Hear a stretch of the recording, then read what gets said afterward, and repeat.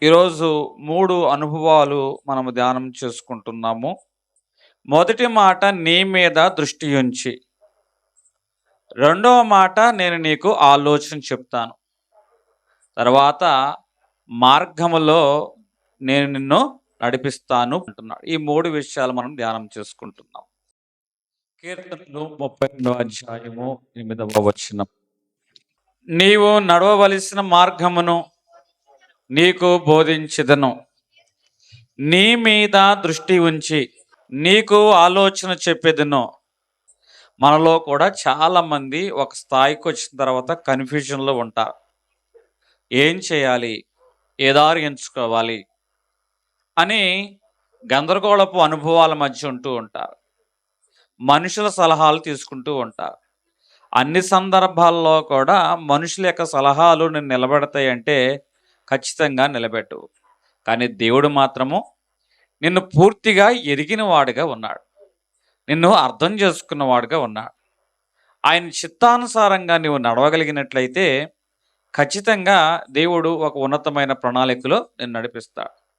దేవుని యొక్క నడిపింపు అందరికీ అన్ని విషయాలలో అన్ని కాలాల్లో ఒకేలాగా లేదు. ఒకని యొక్క విషయంలో ఒక విధంగా నడిపించాడు, ఇంకొకని విషయంలో ఇంకొక విధంగా నడిపించాడు. కాబట్టి మోషేని ఇట్లా నడిపించాడు కదా, యెహోషువని ఇట్లా నడిపించాడు కదా అని మనం ఆలోచన చేసుకున్నాం. మోషేని నడిపించిన విధానం వేరు, యెహోషువని నడిపించిన విధానము వేరు. ఇప్పుడు ఏలియాని నడిపించిన విధానం వేరు, ఎలీషాని నడిపించిన విధానము లేదు. మోషేకి దేవుడు ఏమిచ్చాడంటే ఆ యొక్క కర్రని ఇచ్చిన వాడుగా ఉన్నాడు. ఆ యొక్క ఎలీషాకి ఏమిచ్చాడంటే దుప్పటి అనేది ఇచ్చిన వాడుగా ఉన్నాడు. పేతురు గారికి ఏమిచ్చాడంటే రుమాలు గుడ్డ అనేది ఇచ్చిన వాడుగా ఉన్నాడు. ఒక్కొక్కరిని ఒక్కొక్క రీతిగా దేవుడు నడిపించిన వాడుగా ఉన్నాడు.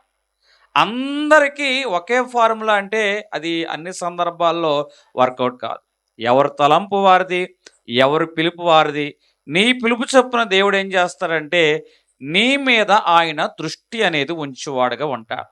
మొదటి మాటగా ఈరోజు మనం ధ్యానం చేసుకుంటుంది ఏమిటంటే నీ మీద దృష్టి ఉంచి. లోకంలో చాలామంది మనం చూస్తూ ఉంటారు. కానీ దేవుడు మన యొక్క హృదయాన్ని చూస్తాడు, మన కన్నీటిని చూస్తూ ఉంటాడు, మన యొక్క దుఃఖాన్ని కూడా మన భవిష్యత్తును కూడా ఆయన చూచేవాడుగా ఉంటాడు. మనుషులు ఉంటారు, పరిస్థితులు బట్టి మనం చూసే విధానం అనేది మారిపోతుంది. అన్నీ బాగుంటే ఒక రకంగా చూస్తారు, ఏమీ కూడా అన్ని సర్వం కూడా మనం కోల్పోయిన వారుగా ఉన్నప్పుడు నీ అన్నవారే ఒక రకమైన చూపు. అదేం చేస్తుందంటే నిన్ను మనసులో గుచ్చుతుంది, గుండెల్లో గాయించేస్తుంది. అన్నాకి ఇక్కడ ఏం తక్కువైందని అయినా పెనిన్నా చూచిన చూపు ఆమె హృదయంలో గాయించేసింది. రాహేలు యొక్క విషయంలో, లేయా యొక్క విషయంలో లేయాకి ఏం తక్కువైందని, కానీ ఇంటిలో వారు చూచిన చూపు ఏం చేసిందంటే ఆమె గుండెల్లో గుణపంలాగా దిగింది. ఈరోజు ఒకే ఇంట్లో ఉంటున్నారు, ఇద్దరు చెప్పిన అనుభవాలు. కానీ ఒకే ఇంట్లో ఉంటున్నా కూడా మనుషులు సందర్భాన్ని బట్టి చూచే చూపు అనేది మారుతుంది. కానీ దేవుడు మాత్రము నువ్వు ఎక్కడ ఉన్నా కూడా ఒకేలాగా ఆయన చూచువాడుగా ఉంటాడు. ఇంకా మనము సంతోషించదగిన విషయం ఏమిటంటే మనుషులందరూ నీకు కలిగిన దాన్ని బట్టి చూస్తూ ఉంటారు. దేవుడైతే నిన్నెవ్వరూ చూడని సమయంలో ఆయన తన దృష్టిని నీ మీద ఉంచుతాడు. హల్లెలూయా. ఇక్కడ ఒక స్త్రీ కనబడుచుంది. కుటుంబంలో ఘోర అన్యాయము ఆ విషయం పక్షంగా జరిగింది. ఒకప్పుడు ఏమని రాణిగారు అన్నారు, కానీ ఇప్పుడు ఏమంటున్నారంటే చిన్న నీటి సంచిని ఇచ్చి, నీటి తిత్తిని ఇచ్చి ఇంట్లో నుంచి బయటకు పొమ్మంటున్నారు. ఏమిటి అన్యాయం అని శారాకు వ్యతిరేకంగా ఒక్కరు మాట్లాడడంలా, అబ్రహాంకి వ్యతిరేకంగా ఒక్కరు మాట్లాడడంలా తన జీవితంలో ఒక చంటి బిడ్డను పట్టుకుంది. ఒక చేత్తో చంటి బిడ్డ, ఒక చేత్తో నీటి తిత్తిని పట్టుకొని ఆమె అరణ్యం గుండా ప్రయాణం చేస్తుంది. ఇప్పుడు అరణ్యంలో ఆమె ఏం చేస్తుందంటే దుఃఖంతో నింపబడింది, కన్నీరు కారుస్తూ ఉంది.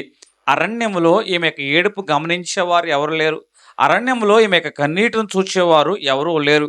మన జీవితంలో కూడా కొన్ని సందర్భాల్లో ఈ అరణ్యపు అనుభవమే ఉంటుంది.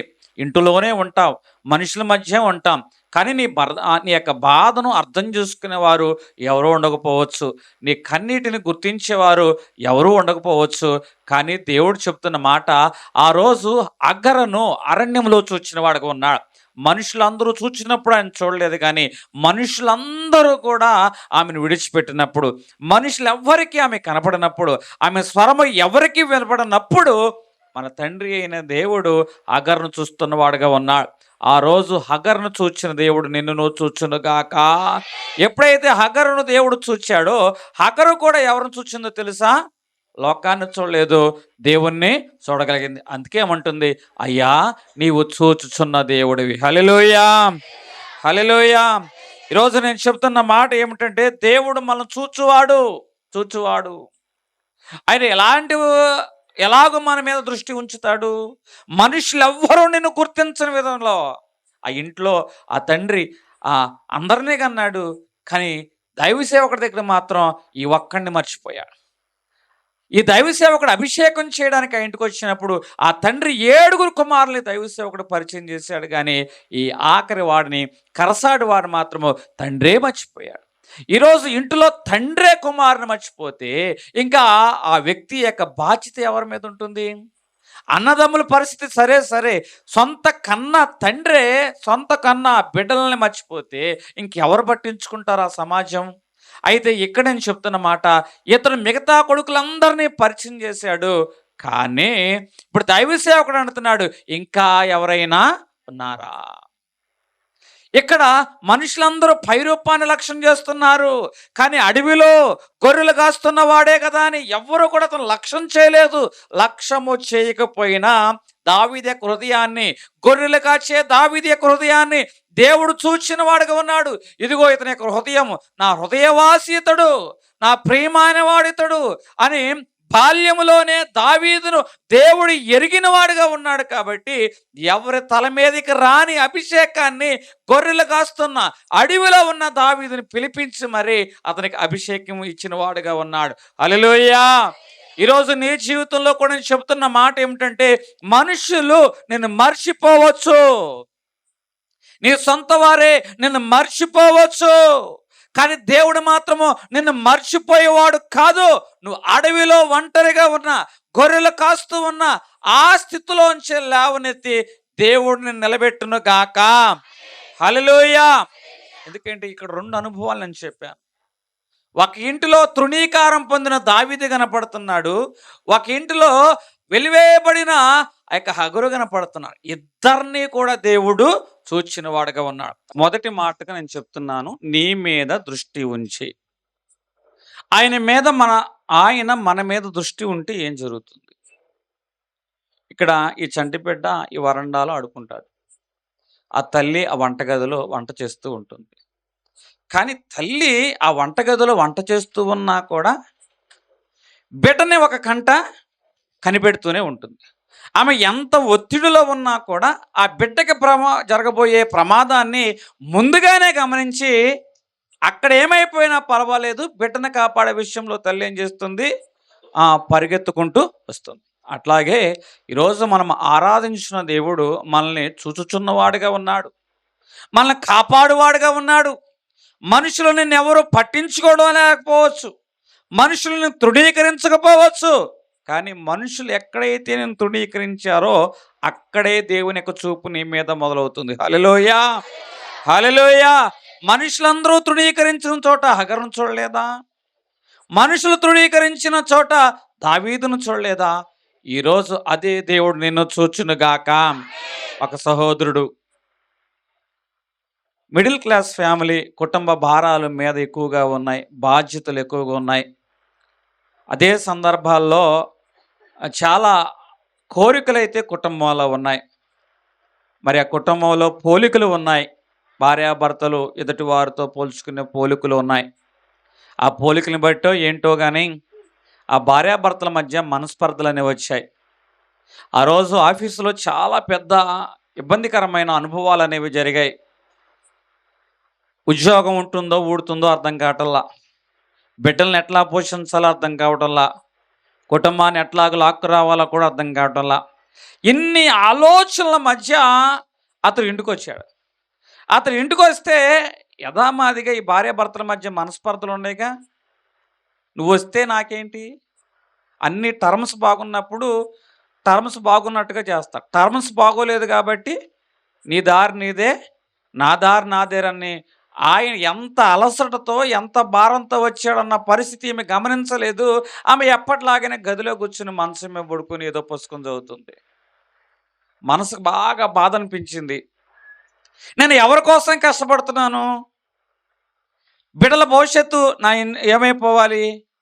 ఇంట్లో ఇల్లాలుంది, ఈమె నన్ను అర్థం చేసుకుంటుందా అని ఎవరిని నిందించాలో, అక్కడ ఆఫీసులో జరిగిన సంఘటన నిమిత్తం అక్కడ వారిని నిందించాలా, లేకపోతే ఇంట్లో జరుగుతున్న ఈ పరిస్థితి నిమిత్తం ఏమి నిందించాలా, లేకపోతే బిడ్డలైన వారు తండ్రి యొక్క పరిస్థితి ఏమిటో, ఆయన ఫైనాన్షియల్ సిచ్యువేషన్ ఏంటో అర్థం కాకోకుండా కందావు ఎందుకు చదివించవు అన్నట్లుగా మాట్లాడుతుంటే వారిని నిందించాలా అన్న బాధలో ఆ రోజు మౌనంగానే గదిలోకి వెళ్ళి స్నానం కూడా చేయలేదు.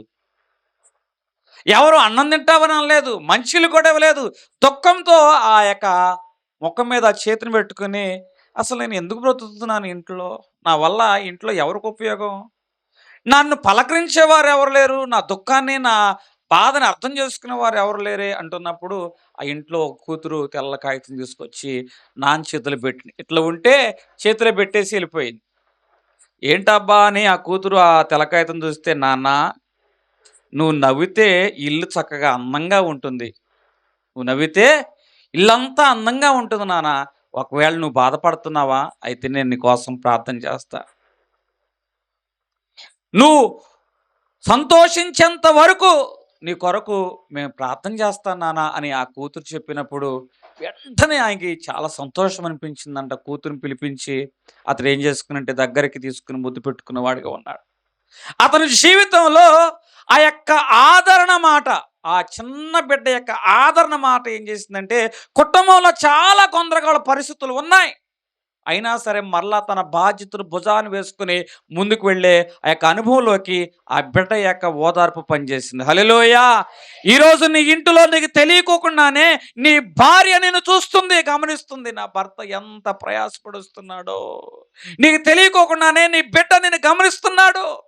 నీకు తెలియకోకుండానే నీ తండ్రి, నీ తల్లి, అయ్యో నా బిడ్డ ఎంత ప్రయాసపడుస్తున్నారని గమనిస్తున్నారు.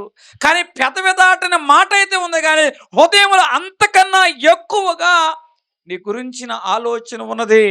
నువ్వు అనుకుంటున్నావు నన్ను ఎవరూ పట్టించుకుంటాం లేదని. భార్య గదిలో ఉంది, పుస్తకం చదువుకుంటుంది అనుకుంటుంది, కానీ భర్త ముందు నేను చదువుతున్నాను అన్నట్లుగా పుస్తకం తీసిందే కానీ మనసులో చాలా ఆలోచనలు. ఆయన వచ్చాడు, మౌనంగానే ఉన్నాడు, ఏమీ తినలేదే, ఏమీ తాగలేదే. ఇక్కడ భర్త ఏమీ తినలేదు అనుకుంటున్నావు, కానీ వాస్తవంగా ఆమె కూడా ఏమీ తినుకోకుండా అట్లాగే ఉంది. ఈరోజు నేను చెప్తున్న మాట, మనుషుల మధ్య మనస్పర్ధలు ఉండొచ్చు, కానీ నీకు తెలియకోకుండానే నీ కుటుంబంలో అందరూ నిన్ను చూస్తున్నారు. హల్లెలూయా, హల్లెలూయా. ఈరోజు అటువంటి దేవుని ప్రేమ ప్రతి కుటుంబంలో దేవుడు ఉంచును గాక. హల్లెలూయా. మొదటి అనుభవం, నీ మీద దృష్టి ఉంచి, నీ మీద దృష్టి ఉంచి. రెండవదిగా నేను చెప్తున్న మాట, నీ మీద దృష్టి ఉంచిన తర్వాత దేవుడు ఏం చేస్తాడట, నీకు ఆలోచన చెప్పేదెనో. కొన్ని సందర్భాల్లో మనము మన సమస్యలన్నిటికంటే పెద్ద సమస్య ఏమిటంటే, ఏ నిర్ణయం తీసుకోవాలో మనకు తెలియదు. తీసుకున్న నిర్ణయం ఎంతవరకు వర్కౌట్ అవుతుందో, సక్సెస్ఫుల్ అవుతుందో మనకు అర్థం కాదు. ఒకవేళ ఆ నిర్ణయం ప్రకారం మనం వెళితే అది ఫెయిల్యూర్ అయితే మనుషులు ఏమనుకుంటారన్న భయం మనలో ఎక్కువ ఉంటుంది. కాబట్టి చాలామంది నిర్ణయం తీసుకొని ముందుకు వెళ్ళేవారు కంటే ఏ నిర్ణయం తీసుకోకుండా అలాగే ఎక్కువ శాతం జీవితంలో ఉండేవారే అధికంగా ఉంటారు. కానీ దేవుడు ఏమంటున్నాడు తెలుసా, నేను నీకు ఆలోచన చెప్పేదను. నేను నీకేం చెప్తాను అంటున్నాడండి, ఆలోచన చెప్తాను. యెషయా రాసిన గ్రంథము 55వ అధ్యాయము 8వ వచనము, నా తలంపులు మీ తలంపులు వంటివి కావు, మీ త్రోవలు నా త్రోవల వంటివి కావు, ఇదే యెహోవా వాక్కు. ఆకాశములు ఆ భూమికి పైన చూసారా, దేవుడు ఏమన్నాడు, నేను మీకు ఆలోచన చెప్తాను. నా తలంపులు అంటే మన ఆలోచనలు వేరుగా ఉంటాయి, దేవుని ఆలోచనలు వేరుగా ఉంటాయి. దేవుడు చెప్తుంది కూడా అదే. నా తలంపులు మీ తలంపులు వంటివి కాదు, నా ఆలోచనలు మీ ఆలోచనలు వంటివి కావు. ఎందుకంటే ఆకాశానికి భూమికి ఎంత వ్యత్యాసం ఉందో మన ఆలోచనకి దేవుని యొక్క ఆలోచనకి అంత వ్యత్యాసం అనేది కనబడుతుంది. ఒక వ్యక్తి ఒక బలహీనత వచ్చింది. బలహీనత వచ్చినప్పుడు ఆర్ఎంపీ డాక్టర్ గారి దగ్గరికి వెళ్ళారు. మరి అతని యొక్క జ్ఞానము పరిజ్ఞానం బట్టి పరిధిని బట్టి అమ్మో ఇది చాలా సీరియస్ కేసు, ఇది నా వల్ల కాదు, నా వల్ల కాదు కాబట్టి బయటికి వెళ్ళినా కూడా సక్సెస్ అవ్వదు, ఖచ్చితంగా ఇక నువ్వు ఉన్న రోజులు తినంగా శుభ్రంగా తిని ఎంజాయ్ చేసే అన్నాడు. ఆ మాట ఏమనిపించిందంటే తిని ఎంజాయ్ చేయమన్నాడు అన్నాడు, కానీ అతనికి మనసులో బ్రతకాలన్న బలమైన ఆశ ఉంది, నేను చనిపోకూడదు అన్న ఆశ ఉంది. ఇప్పుడు ఇతను ఏం చేశాడు, ఇతని దగ్గర ఆగిపోవాల. ఇప్పుడు దానికి సంబంధించిన స్పెషలిస్ట్ డాక్టర్ దగ్గరికి వెళ్ళాడు. స్పెషలిస్ట్ డాక్టర్ దగ్గరికి వెళ్ళినప్పుడు అవకాశం ఉంది, కొంచెం ఇబ్బందికరమైన అనుభవం ఉంటుంది అన్నాడు. ఎప్పుడైతే ఆ మాట అన్నాడో మొదటి చెప్పిన ఆయన మాటకి రెండోసారి చెప్పిన ఆయన మాటకి బేరుజు వేసుకున్నప్పుడు మనసులో ఏమొచ్చిందంటే నెమ్మది వచ్చింది. ఈరోజు నీ జీవితంలో నా జీవితంలో కూడా అంతే. మన ఆలోచనలు ఒక ఆర్ఎంపీ డాక్టర్ గారి యొక్క వైద్యం లాంటి, దేవుని యొక్క ఆలోచనలు ఒక స్పెషలిస్ట్ డాక్టర్ లాంటి ఆలోచన వైద్యం లాంటిది. ఈరోజు నీ ఆలోచనలు వేరు, నా ఆలోచనలు వేరు అని దేవుడు అంటున్న వాడిగా ఉన్నాడు. దేవుడు అదే అంటున్నాడు, నేను నీకు ఆలోచన చెప్పేదను. ఆ స్పెషలిస్ట్ డాక్టర్ గారు చెప్పిన ఆలోచన అతను ఏం చేసిందంటే మనసులో నెమ్మది అనేది తీసుకొచ్చింది. ఈరోజు నీ జీవితంలో కూడా నేను చెప్పే మాట అదే. మనుషుల మాటలు మనలో కలవరాన్ని తీసుకొస్తాయి, కానీ దేవుని యొక్క మాటలు మనలో శాంతిని స్థాపిస్తాయి. హల్లెలూయా. దేవుని యొక్క మాటలు ఎలాగుంటే, కుమారి నెమ్మది గలదానివై ఇంటికి పొమ్ము అంటున్నాడు. నెమ్మది గలదానివై ఇంటికి పొమ్ము. ఈరోజు దేవుని దగ్గరకు వస్తే ఆయన ఏమిస్తాడంటే నెమ్మది ఇస్తాడు. హల్లెలూయా. కుమారి నీ విశ్వాసము గొప్పది, నీ విశ్వాసము గొప్పది అంటున్నాడు. మొదటగా విశ్వాసం గురించి మాట్లాడుతున్నాడు, తర్వాత నెమ్మదిని గురించి మాట్లాడుతున్నాడు, తర్వాత స్వస్థత గురించి మాట్లాడుతున్నాడు. ఈరోజు నీ జీవితంలో కూడా నేను చెప్తున్న మాట ఇదే. అన్నిటికంటే ముఖ్యంగా నీకు విశ్వాసం అనేది ఉండాలి. ఏమండి, 100 ఉంది, ఆ 100లో 1 లేకపోతే ఎన్ని సున్నాలున్నా వ్యర్థమే. 1000 ఉంది, ఆ 1000లో ఆ 1 లేకపోతే ఎన్ని సున్నాలున్నా వ్యర్థమే. అట్లాగే విశ్వాసం అనేది ఒక అంకెను పోలి ఉన్నది. ఈ విశ్వాసం అనేది నువ్వు కలిగి ఉన్నట్లయితే, ఎప్పుడైతే నీకు విశ్వాసం ఉంటుందో నెమ్మది వస్తుంది, ఎప్పుడైతే విశ్వాసం ఉంటుందో స్వస్థత వస్తుంది, ఎప్పుడైతే విశ్వాసం ఉంటుందో ఆరోగ్యం వస్తుంది, ఎప్పుడైతే విశ్వాసం ఉంటుందో ఐశ్వర్యం వస్తుంది, పేరు వస్తుంది, ఘనత వస్తుంది. నీ జీవితంలో ఇవేమి విశ్వాసం అనేది లేకపోయినప్పుడు ఎన్నున్నా కూడా ఉపయోగం అనేది లేదు. దేవుడు అంటున్నాడు, నేను నీకు ఆలోచన చెప్తాను. క్రియలేని విశ్వాసము మృతము. కాబట్టి దేవుడు ఎవరి గురించి మాట్లాడినా ఓ అల్ప విశ్వాసుల అంటే విశ్వాసాన్ని కలిగే ఉండండి అంటున్నాడు. విశ్వసించువాడు కలవరపడడు అంటున్నాడు. ఇదే దేవుడు చెప్పే ఆలోచన. పరిస్థితి ఏదైనా సరే దేవుడు నాకు తోడై ఉన్నాడు అని నువ్వు విశ్వసించగలిగితే నీ ఎదుట ఉన్న గొప్ప పర్వతాలు చదును భూమిగా మార్చబడును గాక. హల్లెలూయా.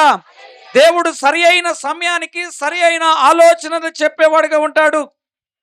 ఈరోజు నీ జీవితంలో ఒక సమయం వచ్చింది, ఏ నిర్ణయం తీసుకోవాలి, రైటా లెఫ్టా, ముందుకా వెనక్క.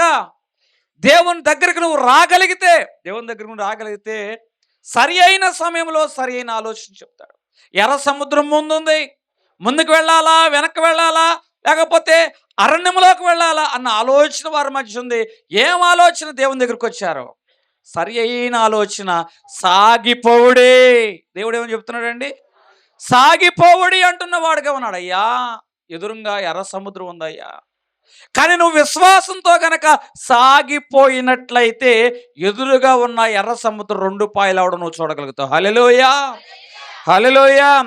వెనుకున ముందును తట్టి చుట్టూ మనల్ని ఆవరించాడు ఆయన. నువ్వు ముందుకు వెళ్ళాలో వెనక్కి వెళ్ళాలో నీకు అర్థం కాకపోవచ్చు, కానీ దేవుడు నీకు ఈరోజు పగటి వేళ మేఘస్తంభంగా ఉన్నాడే. ఎందుకో తెలుసా? నిన్ను నడిపించడానికే. రాత్రి వేళ అగ్నిస్తంభంగా ఎందుకున్నాడు తెలుసా? నిన్ను కాపాడటానికే. నువ్వు దేవుని చిత్తంలోకి నువ్వు రాగలిగినట్లయితే ఆయన ఆలోచన నువ్వు తెలుసుకోగలుగుతావు. ఆయన ఆలోచన ఏమిటో తెలుసా? ముందుకే సాగి పోవుడి. హల్లెలూయా, హల్లెలూయా. ఒక కుమారుడు ఎన్నో ఆశలతో ఆ తల్లి చదివిస్తూ ఉంది. ఒక 10th క్లాస్ వయసు వచ్చేంత వరకు కుమారుడు విషయంలో హాలాపీస్. ప్రతిదీ కూడా కుమారుని బట్టి తల్లి తండ్రి ఎంత సంతోషించేవాడంటే, వీడు భవిష్యత్తులో ప్రయోజకుడు అవుతాడు, ఇంటి పేరు నిలబెడతాడు, వీడు అనేక మందికి ఆదర్శంగా ఉంటాడు అని 10th క్లాస్ వచ్చేంత వరకు వాడు అందరికీ ఆదర్శమే. కానీ 10th క్లాస్ ఎగ్జామ్స్ అయిపోయిన తర్వాత అందరూ షాక్. కారణం ఏమిటంటే అతడు సబ్జెక్ట్లో ఫెయిల్ అయిపోయిన వాడుగా ఉన్నా. అందరికంటే ఎక్కువగా బాధపడింది ఎవరో తెలుసా? ఆ ఇంట్లో ఆ తల్లే. మరి ఆ తండ్రి ఎంత బాధపడ్డాడో, ఆ కుమారుడు ఎంత బాధపడ్డాడో తెలియదు, కానీ ఆ తల్లి ఆ రోజంతా అన్నం తినుకోకుండా ఉంది. కుమారుడు తప్పాడన్న బాధ ఒకటి, మనుషులు ఏమంటారు, సమాజం ఎట్లా చూస్తుంది, వీడి భవిష్యత్తు ఏమైపోతుంది అని చాలా రకాలైన ఆందోళనతో నింపబడింది. నేను ఎంత కష్టపడి చదివించాను, ఎక్కడ లోపం జరిగింది, నా ప్రేమను వీడు అలుసుకు తీసుకున్నాడా అన్న ఆలోచన, కోపం పట్రా అని ఆ యొక్క కోపంకి వస్తుంది. సాయంత్రం దాకా ఓపిక పట్టింది. ఓపిక పట్టిన తర్వాత ఇక ఏదేమైనా దులపాలనుకుంది. ఏది ఏమైనా వీడిని ఒక దుమ్ము దులపాలనుకుంది. కానీ ప్రార్థన చేసింది. దేవుడు ఏమన్నాడంటే, నువ్వు మౌనంగా ఉండమ్మా, వెళ్ళి నీ బిడ్డను ఓదార్చు. ఈ మాట తల్లికి చాలా స్వభావ సిద్ధముగా సహజంగానే చాలా ఇబ్బందికరంగా అనిపించింది. ఆమె ఉన్న సిచ్యువేషన్కి గట్టిగా 4 దులుపులు దులుపుదామని అనుకుంటున్నప్పుడు దేవుడు ఏమంటున్నాడు తెలుసా? మౌనంగా ఉండు, వెళ్ళి నీ బిడ్డను ఆదరించు. స్వభావానికి విరుద్ధమైన మాటను దేవుడు చెప్పిన వాడుగా ఉన్నాడు. తలుపు దాకా వెళ్ళింది, 2 సార్లు వెళ్ళింది. స్వభావానికి విరుద్ధమైన పని చేయాలంటే ఇబ్బందిగా ఉంది, కానీ ఏదేమైనా దేవుడు నాకు ఆలోచన చెప్పాడు అని ఆ తల్లి లోపలికి వెళ్ళింది. వాడు ఏమనుకున్నాడంటే, నేను ఎక్కడో ఒక చిన్న పొరపాటు, యవనాకర్షణ బట్టి నేను ఫెయిల్యూర్ అయిపోయాను, నా తల్లిని నా తండ్రిని డిసప్పాయింట్ చేశాను, కాబట్టి ఈ రోజు వరకే నా తల్లిదండ్రులు నా మీద గౌరవం ఉంచారు, ఇక నా జీవితం అనవసరము అన్న పిచ్చి ఆలోచనలోకి వెళ్ళిపోయాడు. అటువంటి ఆలోచనలోకి వెళ్ళినప్పుడు వెంటనే ఆ తల్లి ఈ ఆలోచనలన్నీ హృదయంలోనే, బిడ్డ యొక్క హృదయంలోనే. తల్లినేమో దేవుడేమన్నాడు? ఒక ఆలోచన చెప్పాడు. వెళ్ళి పోట్లాడమన్నాడా, ఆదరించమన్నాడా? అక్కడికి వెళ్ళింది తల్లి. ఏ మాట మాట్లాడలా, మౌనంగా కూర్చుంది, బిడ్డను దగ్గరగా తీసుకుంది, హత్తుకుంది. అయ్యా, నువ్వు పరీక్షలోనే తప్పావురా, కానీ నువ్వు నా కొడుకుగానే ఉన్నావు. నువ్వు పరీక్షలోనే తప్పావు, అయినా నువ్వు నా కొడుకువే, అయినా నేను నిన్ను ప్రేమిస్తున్నాను అని ఆ తల్లి చెప్పినప్పుడు అతని మనసులో ఎన్నో ఆలోచనలు, అప్పటి వరకు పిచ్చి పిచ్చి ఆలోచనలు, కానీ ఒక్కసారిగా ఆలోచనలు నాగిపోయాయి. కొంతకాలం గడిచిన తర్వాత ఆ బిడ్డ ప్రయోజకుడయ్యాడు. ఒక శర్మన్ అనేది వచ్చింది, అందరూ అభినందన సభ వచ్చింది. అభినందన సభలో అందరి ముందు ఆ వ్యక్తి చెప్తున్న మాట, ఈరోజు నా జీవితంలో నేను ఎంత గొప్పవాడు అవడానికి కారణం ఏమిటో తెలుసా? నేను సాధించిన మార్క్స్ కాదు, ఆ రోజు నా తల్లి నాకు చెప్పిన ఆదరణ మాటలు అంటున్నాడు. హల్లెలూయా, హల్లెలూయా. ఈరోజు నీ కుటుంబంలో ఇటువంటి ఆదరణ మాట నీకున్నట్లయితే, ఈ ఆదరణ మాట ఇంకొక జీవితాన్ని గడుతుంది. ఈ ఆదరణ మాట దేవుని నామానికి మహిమార్థంగా నిలబెడుతుంది. ఆ తల్లి యొక్క ఆదరణ మాట బిడ్డ యొక్క భవిష్యత్తును కట్టలేదా? ఈరోజు దేవుడు సూటిగా నీతోనే మాట్లాడుచున్నవాడుగా ఉన్నాడు. నేను నీకు ఆలోచన చెప్పేదను. నేను నీకేం చెప్తానంటున్నాడండి? ఆలోచన చెప్పేదను. 3వ మాట, నీకు మార్గమును బోధిస్తా. నీ మీద దృష్టి ఉంచి నీకు ఆలోచన చెప్పి నీకు మార్గమును బోధిస్తాను. ఏమిటి మార్గము? బైబిల్ గ్రంథంలోకి వద్దాం. 32వ అధ్యాయం 119వ అధ్యాయము 105వ వచనము.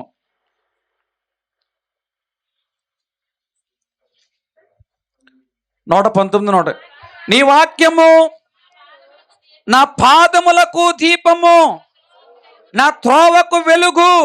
చాలండి. దేవుడేమన్నాడు? నీ వాక్యము నా పాదములకు దీపమై ఉన్నది, నా త్రోవకు వెలుగై ఉన్నది. ప్రతి ఒక్కరు జీవితంలో దేనికి వెంపర్లాడుతున్నామంటే షార్ట్ కట్. ఒక వ్యక్తి ట్రాఫిక్లో పడ్డాడు. ఇట్లాగే మేము హైదరాబాద్లో మా బిడ్డ నిమిత్తం హాస్పిటల్లోకి వెళ్తున్నప్పుడు ఈ ట్రాఫిక్ బాధ తట్టుకోలేక ఏదైనా సందు ఉందేమో అని చూసాం. గూగుల్ మ్యాప్ ఓపెన్ చేస్తే సందు కనపడుతుంది. ఇక మనం వాళ్ళు ఎస్కేప్ అయ్యేవారు ట్రాఫిక్ నుంచి అని అంత మార్గాన్ని మేము వదిలేసి ఏం చేసామంటే సన్న మార్గాన్ని పట్టుకున్న తర్వాత అక్కడ రోడ్డు పనులు చేస్తే ఆ బ్లాక్ అయిపోయింది. రోడ్డు ఏమైపోయింది? షార్ట్ కట్ కదా, తొందరగా వెళతాం అనుకున్నాం ఆ రోజు. కానీ 1.5 గంటల ఆలస్యమైంది. ఎంత ఆలస్యమైందండి? 1.5 గంటల ఆలస్యమైంది. అట్లాగే మన జీవితాల్లో కూడా మనము చాలా విషయాల్లో షార్ట్ కట్గా వెళుతున్నాం. ఈరోజు సమాజం కూడా ఏమంటుందంటే షార్ట్ కట్ మెథడ్ చూపెడుతూ ఉంటుంది, దగ్గరైన మార్గమే చూపెడుతుంది. కానీ దేవుడు మాత్రం ఏం చూపెడతాడంటే సరి అయిన మార్గం చూపెడతాడు. హల్లెలూయా, హల్లెలూయా. ఈరోజు దేవుడు ఎప్పుడు కూడా సరి అయిన మార్గాన్ని చూపెడతాడు. సరి అయిన మార్గం మనల్ని గమ్యంలోకి నడిపించును గాక. అడవిలో ఒక వ్యక్తి తప్పిపోయాడు. ఎట్లా వెళ్ళాలి కానీ తన దగ్గర ఒక లాంతరం మాత్రమే ఉంది. ఈ లాంతరం ఏం చేస్తుందంటే తర్వాత వేయవలసిన అడుగుకు దారి చూపెడుతుంది. దారంతా కూడా ఈ లాంతరం వెలుగు చూపించకపోయినా తర్వాత వేసే అడుగుకు మాత్రం ఈ లాంతరం ఏం చేస్తుంది? వెలుగు చూపెడుతుంది. ఈ వెలుగే అతన్ని ఆ అడవిని దాటేలాగా, తెల్లవారు చూసేలాగా, క్షేమకరమైన అనుభవంలోకి వచ్చేలా చేసింది. ఈరోజు దేవుని యొక్క వాక్యము నీ పాదములకు దీపంగా ఉన్నట్లయితే దేవుడు నీ భవిష్యత్తు అంతా చూపడు. కానీ ఈరోజు నువ్వు వేయవలసిన అడిగేమిటో దేవుడు నీకు బోధించును గాక. హల్లెలూయా. దేవుడు మన మీద దృష్టి ఉంచి ఆలోచన చెప్పి మార్గమును బోధిస్తానంటున్నాడు. దేవుడు మార్గాన్ని బోధించినట్లయితే అది సరి అయిన దారినే మనకు చూపెడతా ఉంటాడు. దేవుడు మార్గాన్ని కనుక మనకు బోధించినట్లయితే ఒక మనిషిలో సరి అయిన మార్పు వస్తుంది. ఇక్కడ బైబిల్ గ్రంథంలో ఒక ఆయన ఉన్నాడు. వడ్డీ వ్యాపారం చేస్తూ ఉన్నాడు, అన్యాయంగా వసూలు చేస్తున్నాడు. కానీ ఎప్పుడైతే అతను దేవుని తెలుసుకున్నాడో, ఇంటిలోకి చేర్చుకున్నవాడుగా ఉన్నాడో, అసలైన మార్గం ఏమిటో అతనికి అర్థమైంది. వెంటనే అంటున్నాడు, అన్యాయంగా సంపాదించిన సొమ్ము నా ఇంట్లో ఉంటాకి వీల్లేదు. ఈ సొమ్ములో సగం పేదలకి మిగిలింది అన్యాయంగా తీసుకున్న వారికి ఇచ్చేస్తానంటున్న వాడుగా ఉన్నాడు. ఆ ఇంట్లో ఏమి లేదు, అన్యాయపు సొమ్ము లేదు.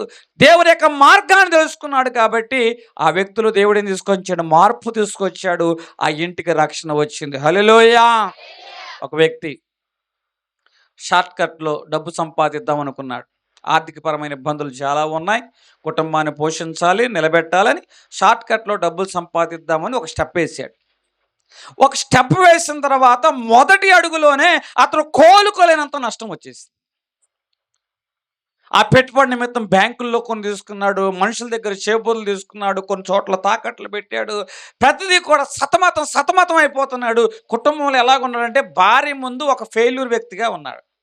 బిడ్డల ముందు మా నాన్న ఇట్లాంటి పని చేస్తూ వల్ల సమాజంలో మాకు విలువ లేకుండా పోయిందని బిడ్డల ముందు గౌరవం లేదు, సమాజంలో గుర్తింపు లేదు. ఇంట్లో ఏదో ఉన్నాడు కానీ ఇంటి మీద ఉన్న ఒంటరి పిచ్చుకుని నేనయ్యా, కన్నీటితో నేను ఉన్నానయ్యా అన్నట్లుగా దావీదు ఏమన్నాడో తెలుసా? అట్లాగే ఇతడు కూడా ఇంట్లోనే ఉన్నాడు కానీ ఒంటరి పిచ్చుకకే ఉన్నాడు, కన్నీటితో. ఏం చేయాలి అర్థం కావట్లా. అనుకోని సందర్భంలో బ్యాంక్ నుంచి నోటీస్ వచ్చింది, ఇల్లు జప్తు చేయమంటావా అని. చేబోతులు తీసుకున్న వారు వెంటనే వచ్చారు, నాకు తాకట్టు పెట్టావు కదా, ఈ తాకట్టు నాకు విడిపించని. ఏం చేయాలి?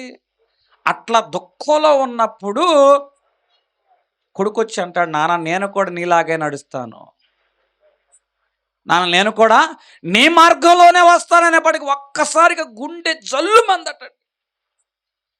ఒక్కసారిగా అతను కన్నీరు ఆపుకోలేకపోయాడు. అయ్యో, నన్ను చూసి నా కొడుకు కూడా ఈ తప్పుడు మార్గంలో నడుస్తానంటున్నాడు అని దుఃఖం అనిపించేసింది. ఈ మార్గము నా బిడ్డలకు సరి అయిన మార్గం కాదు. నన్ను చూసి నా బిడ్డలు కూడా ఇదే మార్గంలో నడవాలనుకుంటున్నారే, నేను ఎంత ఘోరమైన తండ్రిని అని ఆలోచన చేసిన వాడుగా ఉన్నాడు. దేవుని దగ్గరకు వచ్చాడు. నీకున్న శ్రమ అయితే వెంటనే తొలగదు, కానీ నీ ప్రయత్నాన్ని నువ్వు కొనసాగించని దేవుడు చెప్పాడు. అప్పులు తీరాయంటే అప్పులు తీరలేదు. చాలా సంవత్సరాల పాటు కొంచెం కొంచెం కొంచెం కొంచెం అప్పులు కడుతూ ఉన్నవాడుగా ఉన్నాడు. నిదానంగా తన కుటుంబాన్ని పోషిస్తున్నవాడుగా ఉన్నాడు. కొన్ని సంవత్సరాల పాటు అతడు తన యొక్క క్రమమైన జీవితమైన విధానాన్ని అనుసరించడం వల్ల మరలా కుటుంబం అయితే పూర్తిగా అయితే స్థిరపడలేదు, కానీ ఆర్థికపరమైన విషయాల నుంచి ఆ కుటుంబం వెసులుబాటులోకి వచ్చింది. హల్లెలూయా, హల్లెలూయా. ఇప్పుడు కుమారుడు ఎదుట తండ్రి గర్వంగా నిలబడ్డాడు. భార్య ఎదుట తల ఎత్తుకుని ఉన్నాడు. సమాజం ఎదుట ఈ కుటుంబము ఎలాగుందంటే గౌరవించబడిన కుటుంబం. నిజమే, ఈ కుటుంబం తప్పుడు మార్గంలో నడిచింది. కానీ ఆ చిన్న కుమారుడు అన్న మాట తండ్రి యొక్క హృదయాన్ని ఏం చేసిందటండి? పిండేసిందట. నా కొడుకు కూడా నాలాగే ఈ దురలవాట్లో నడిస్తే ఈ కుటుంబం ఏమైపోను. ఈరోజు దేవుడు సూటిగా నీతోనే మాట్లాడుతున్నాడు. నీ మార్గాన్ని దేవుడికి చూపెడుతున్నాడు. తండ్రిగా నువ్వు ఉన్నావు, తల్లిగా నువ్వు ఉన్నావు, కుటుంబ పెద్దగా ఉన్నావు. ఈరోజు నీ పనే నీ బిడ్డ ప్రారంభిస్తే, నీ అలవాటే నీ బిడ్డ కూడా కలిగి ఉంటే ఆ కుటుంబం ఏమైపోతుంది? దేవుడు సూటిగా నీతో చెప్తున్నాడు. ఇదిగో ఈ తండ్రి అయితే తన మార్గాన్ని మార్చుకున్నాడు, కుటుంబాన్ని నిలబెట్టిన వాడుగా ఉన్నాడు. ఈరోజు నీ మార్గాన్ని మార్చుకొని నీ కుటుంబాన్ని నువ్వు నిలబెట్టుదువుగాక. 3 విషయాలు. మొదటి మాట, నీ మీద దృష్టి ఉంచి నీకు ఆలోచన చెప్పి. 3, నీకు మార్గమును బోధించుదను. దేవుడు కొద్ది మాటలు మన వీటిలో దీవించును గాక. ప్రార్థన చేసుకుందాం. మహాపరిశుద్ధుడు అయిన మా తండ్రి, మాకు ఆలోచన చెబుతానన్నావు, మా మీద దృష్టి ఉంచుతానన్నావు, మాకు మార్గాన్ని చూపెడతానన్నావు. ఈ 3 విషయాలు మేము పట్టుకోవాలి ప్రభా. మా జీవితంలో, మా కుటుంబంలో మమ్మల్ని ఎవరిని చూడటం లేదనుకుంటున్నాం ప్రభా, కానీ అందరూ మమ్మల్ని గమనిస్తున్నారు. ఆయన కంటి పాపను కాయి రెప్పల కాచేడు నీవు ఉన్నావు ప్రభా. తల్లి మరిచినా తండ్రి విడిచినా నేను నిన్ను విడవనంటున్నాను ప్రభా. ఇదిగో ఆయన సమాజం నాయన మమ్మల్ని తిరస్కరించినప్పుడు నువ్వు మమ్మల్ని ఎన్నుకుంటానంటున్నావు. ఆగర విషయంలో, దావీదు విషయంలో ఉదయాన్ని చూచావు, కన్నీటిని చూచావు ప్రభా. వారి జీవితాన్ని మార్చావు ప్రభా. భక్తులైన వారికి ప్రభా నీ ఆలోచన చెప్పిన వాడిగా ఉన్నావు నాయన. నీ ఆలోచన సరి అయిన ఆలోచన ప్రభా. నీ ఆలోచన గమ్యానికి నడిపించే ఆలోచన ప్రభా. మేమందరం కూడా షార్ట్ కట్ మార్గంలో వెళ్ళకోకుండా సరి అయిన ఆలోచన, వాక్యము పాదాలకు దీపంగా కలిగి మేము ఉండినట్లుగా, మా మార్గంలో మా ఎదుట ఉన్న గమ్యాన్ని మేము చేరినట్లుగా. ఆ రోజు ప్రభా పౌలు మార్గం మారింది కాబట్టి ప్రభా నీ సేవలో నిలిచిన వాడుగా ఉన్నాడు. పౌలు అంటున్నాడు, ఇదిగో అన్నిటినీ మేము తృణీకరించిన వారుగా ఉన్నాం, నా పరుగును తుదముట్టించాను. కారణం ఏమిటంటే వాక్యం నా పాదాలకు దీపంగా ఉందంటున్నాడు. ఈరోజు ప్రభా మేము అన్నిటినీ ప్రభా తుదముట్టించినట్లుగా నాయన, మంచి బహుమానం కొరకు పరిగెత్తున్నట్లుగా మీకు మీ మార్గములు మాకు బోధించమని అతి త్వరగా రానయ్యున్న యేసు నామమున వేడుకొంచున్నాం తండ్రి. ఆమేన్.